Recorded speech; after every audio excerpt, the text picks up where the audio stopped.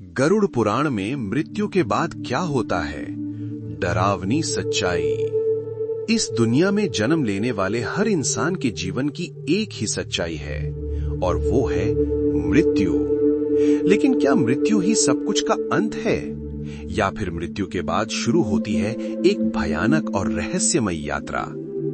हिंदू धर्म के प्राचीन ग्रंथ गरुड़ पुराण में बताया गया है मृत्यु के बाद आत्मा के साथ क्या होता है।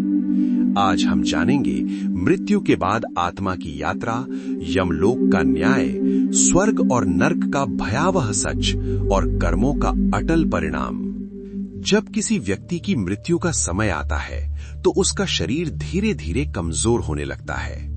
अंतिम क्षणों में उसकी जीभ सूख जाती है, आंखें पलट जाती हैं और वो बोलने की क्षमता खो देता है। गरुड़ पुराण के अनुसार मृत्यु से ठीक पहले व्यक्ति अपने पूरे जीवन के कर्म, अच्छे और बुरे, एक साथ देखता है, मानो अपनी ही जिंदगी की फिल्म चल रही हो। मृत्यु के तुरंत बाद यमदूत आ जाते हैं। ये यमदूत बेहद भयावह होते हैं। काले शरीर, लाल आंखें और हाथों में लोहे की जंजीरें। वे आत्मा को शरीर से खींचकर बाहर निकालते हैं। इस समय आत्मा को अत्यधिक पीड़ा होती है क्योंकि वो अपने शरीर को छोड़ना नहीं चाहती। मृत्यु के बाद आत्मा की यात्रा शुरू होती है यमलोक की ओर। ये रास्ता बिल्कुल भी आसान नहीं होता। ये लगभग 47,000 किलोमीटर लंबा बताया गया है। इस मार्ग में होते हैं आग की नदियां, कांटों से भरे जंगल और घना अंधकार। यमदूत आत्मा को बिना किसी दया के घसीटते हुए ले जाते हैं। यमलोक के रास्ते में आती है वैतरणी नदी। ये कोई साधारण नदी नहीं है। ये खून, मवाद और गंदगी से भरी होती है। पापी आत्माओं को इस नदी को पार करना पड़ता है। जिन लोगों ने जीवन में दान पुण्य नहीं किया, उनके लिए इसे पार करना लगभग असंभव हो जाता है। अंततः आत्मा पहुंचती है यमराज के दरबार में। यहां एक विशाल न्याय सभा लगती है।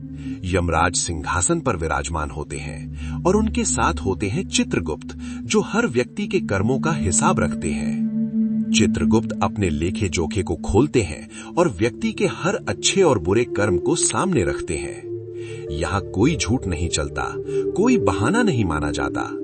जिसने जैसा कर्म किया है उसे वैसा ही फल मिलता है।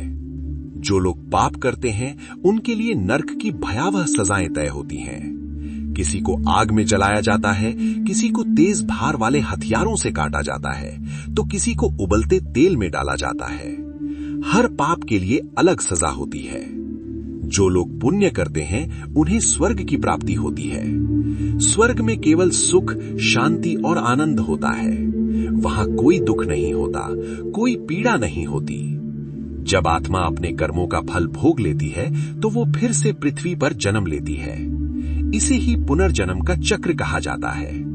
मनुष्य अपने पिछले जन्म के कर्मों के आधार पर नया जीवन प्राप्त करता है।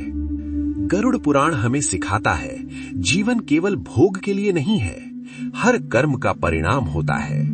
इसलिए सत्य के मार्ग पर चलना, दान करना और दूसरों की मदद करना, यही हमारे भविष्य को निर्धारित करता है। मृत्यु अंत नहीं है, ये एक नई यात्रा की शुरुआत है। आज आप जो भी कर रहे हैं उसका फल आपको जरूर मिलेगा। इसलिए आज ही तय करें आप कैसा जीवन जीना चाहते हैं, पुण्य का मार्ग या पाप का अंधकार।